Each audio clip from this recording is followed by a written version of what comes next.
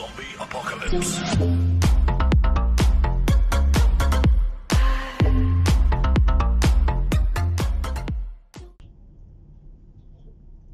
Hello friends, কেমন আছেন সবাই? আশা করি সকলেই ভালো আছেন, যে যেখানেই রয়েছেন সুস্থ রয়েছেন। আপনারা অনেকেই আমাকে প্রশ্ন করেছিলেন যে আমি হাউস ড্রাইভার নাকি কোম্পানি ড্রাইভার, সেটা আপনাদেরকে বিশ্লেষণ করার জন্য। আসলে মেইনলি আমি হচ্ছে যে কোম্পানি ড্রাইভার, আমি কোনো হাউস ড্রাইভার নই। তবে আমি কেন হাউসের গাড়ি চালাই, মানে কেন ঘরের গাড়ি চালাই, কোম্পানির গাড়ি চালাচ্ছি না, সেটা হচ্ছে যে বিষয়। মূলত আমি এখানে এসেছিলাম আপনার কোম্পানির কাজে, কোম্পানি আপনার রেস্টুরেন্টের কিচেন ক্রু হিসেবে। এখানে আমি ড্রাইভার হিসেবে আসিনি।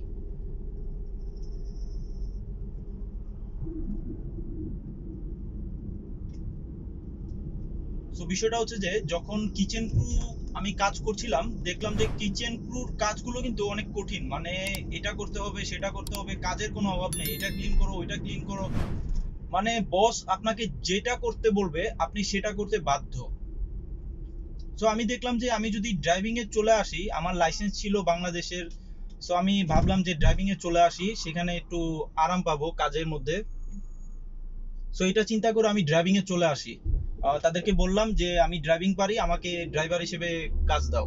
স্যালারি কিন্তু বাড়ায় নাই, স্যালারি যা ছিল তাই রয়েছে। স্যালারি কিন্তু তেমন একটা বেশি না, স্যালারি জাস্ট সামান্য মিডিয়াম বলতে পারেন। আপনার বাংলাদেশের যদি একটা আনুমানিক ধারণা দিই তাহলে আপনার, তবে ড্রাইভিং এ আসার পরে কিন্তু তারা স্যালারি বাড়ায় নাই। তাদের কন্ডিশন হচ্ছে ড্রাইভার, আর তুমি ভিতরে কাজ করো, যেখানে কাজ করো, স্যালারি সেম থাকবে। তাই আমি ড্রাইভিং এ চলে আসছি, যে একটা জিনিস চিন্তা করি যে এখানে কাজের সুযোগটা একটু একটু ভালো, মানে আমি বাইরে ঘুরতে পারবো। আর এখানে সৌদিতে একটা ড্রাইভিং লাইসেন্স অর্জন করা, এটাও একটা বড় বিষয়। একটা দেশে যদি ড্রাইভিং লাইসেন্স থাকে, একটা ভালো ডিমান্ড থাকে যে কোনো দেশে। সেটা চিন্তা করে আমি ড্রাইভিং এ চলে আসছি। ড্রাইভিং এ কিন্তু মোটামুটি ভালোই কাজ, তেমন খারাপ না, মোটামুটি ভালোই। সো কোম্পানিতে কিছুদিন ড্রাইভিং করলাম। কোম্পানিতে আপনার 7-8 মাস ড্রাইভিং করছি। 7-8 মাস না, প্রায় 1.5 বছর, না সরি, কোম্পানিতে প্রায় 1 বছর 2 মাস 3 মাস ড্রাইভিং করছি। করার পরে আমাকে ট্রান্সফার করে দেওয়া হয়েছে কপিলের ঘরে। ওখানে আমি ড্রাইভিং করলাম, বিভিন্ন ধরনের অর্ডার নিয়ে আমি চলে যেতাম কাস্টমারের ঘরে। কাস্টমার ঘরে আপনার বিভিন্ন ধরনের অর্ডার সাপ্লাই করতাম, অর্ডার দিতাম। রেস্টুরেন্ট থেকে খাবারগুলো নিয়ে মানে কাস্টমারের ঘরে পৌঁছায় দেওয়া হচ্ছে যে ডেলি হোম ডেলিভারির কাজ আর কি। সেখানে হোম ডেলিভারি হিসেবে কাজ করছি। দেন কপিলের ঘরে ড্রাইভারের প্রয়োজন, সো কপিলের ঘরে চলে আসলাম। আমাকে রেকমেন্ড করলো, যে বস ছিল সে আমাকে রেকমেন্ড করলো যে কোম্পানির ড্রাইভার লাগবে, কপিলের ঘরে ড্রাইভার লাগবে। সো কপিলের ঘরে চলে আসলাম ড্রাইভিং করতে। বাস চলছে এখানেও প্রায় 6-7 মাস রানিং কাজ, তো চলতেছে মোটামুটি ভালোই, এই আর কি।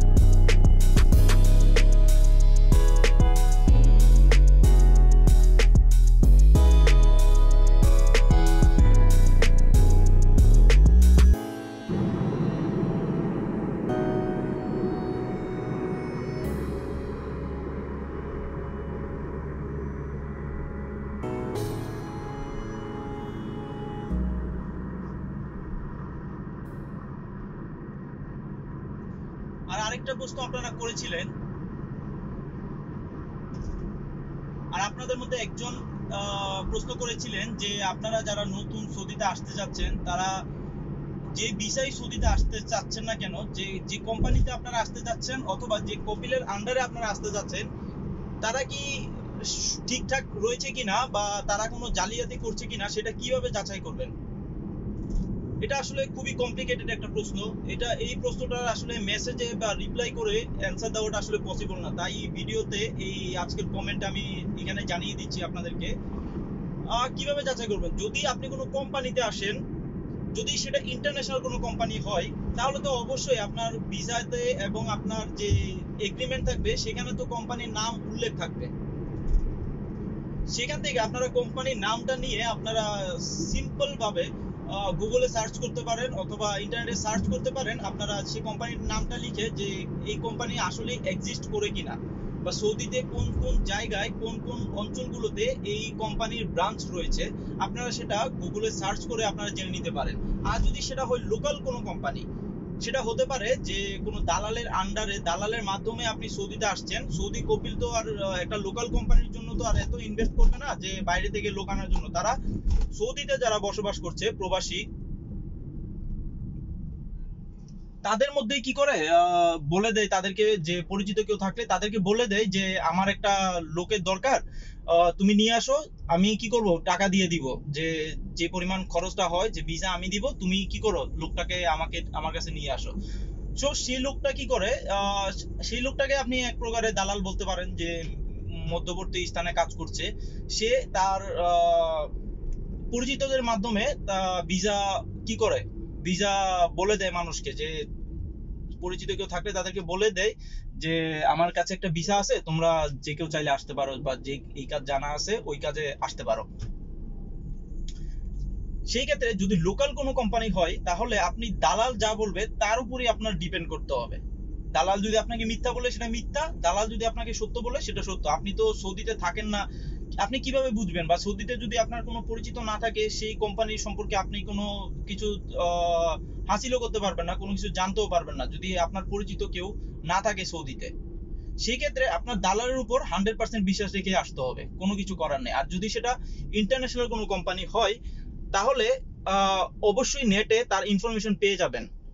প্রতিটা ব্রাঞ্চে আপনার কতজন শ্রমিক কাজ করছে, তারপর আপনার কতজন কি ধরনের কাজ হচ্ছে, ঠিক আছে, এই ধরনের সকল ইনফরমেশন গুলো আপনারা পেয়ে যাবেন আপনার ইন্টারনেটে বা ইউটিউবে পেয়ে যাবেন। এখন যদি কোনো মুয়াসসাসায় ছোট ছোট কোম্পানিতে আসেন ফ্রি ভিসা হিসেবে, যদি ফ্রি ভিসা বলে দালাল আপনাকে নিয়ে আসে এবং দালাল বলে যে দালাল নিজে আপনাকে কাজ দিবে, যদি এরকম হয়, তাহলে সে কি হবে? তাহলে হচ্ছে যে দালালের উপর বিশ্বাস করে আপনার আসতে হবে, কারণ আপনি সৌদিতে তেমন কিছু জানেন না, তেমন কাউকে চিনেন না। তাহলে বিশ্বাস তো অবশ্যই করতে হবে। তাকে বিশ্বাস না করলে আপনি কাউকে বিশ্বাস করতে পারবেন না, কারণ সেই হচ্ছে যে আপনার ভাই, সে হচ্ছে যে আপনার কি বলবেন, আপনার বাবা, এখানে সবকিছু সেই। তাকে ছাড়া আপনি কাউকে চিনেন না নতুন অবস্থায়। যখন আস্তে আস্তে ধীরে ধীরে পুরানো হয়ে যাবেন, তখন অনেক কিছুই জানতে পারবেন। সো আশা করি যে ভাইয়া আপনি প্রশ্নটা করেছিলেন যে নতুন অবস্থায় কোন কোন বিষয়গুলো জানার পরে আপনি সৌদিতে আসবেন এবং ঠকবেন না, অথবা কোনো খারাপ কিছুর আন্ডারে পড়ছেন কিনা সেটা প্রুফ এভাবেই করবেন। করার কিছু নাই, আপনাকে কাউকে না কাউকে বিশ্বাস করে সৌদিতে আসতে হবে। সো আশা করি ভিডিওটা আপনাদের সকলের ভালো লাগবে। যদি ভালো লাগে অবশ্যই ভিডিওটা লাইক, কমেন্ট, শেয়ার করবেন এবং সাবস্ক্রাইব করতে একদমই ভুলবেন না। আজকের মতো এখানেই বিদায় নিচ্ছি। ধন্যবাদ।